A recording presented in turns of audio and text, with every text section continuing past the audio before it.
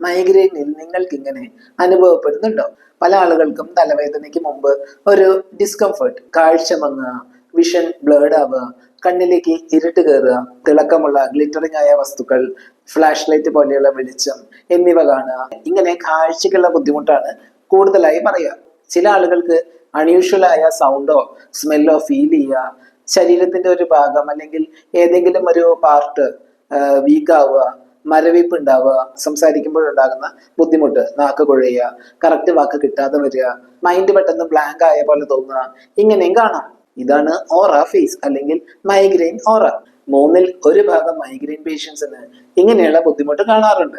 ഇതിനെ classical migraine അല്ലെങ്കിൽ migraine വിത്ത് ഓറ എന്ന് പറയും. ഹൈപ്പർ സെൻസിറ്റീവായ ആളുകൾക്കാണ് ഓറ സിംറ്റംസ് കൂടുതലായി കാണാം. യൂഷ്വലി 5-10 മിനിറ്റ് ഓറ ലക്ഷണങ്ങൾ ഉണ്ടാവും.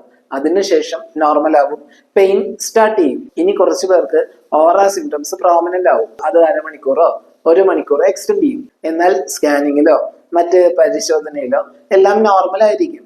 നിങ്ങൾക്ക് മൈഗ്രെയിനോടൊപ്പം ഇങ്ങനത്തെ ഓറ സിംറ്റംസ് ഉണ്ടെങ്കിൽ അത് താഴെ കമന്റ് ചെയ്യുമല്ലോ.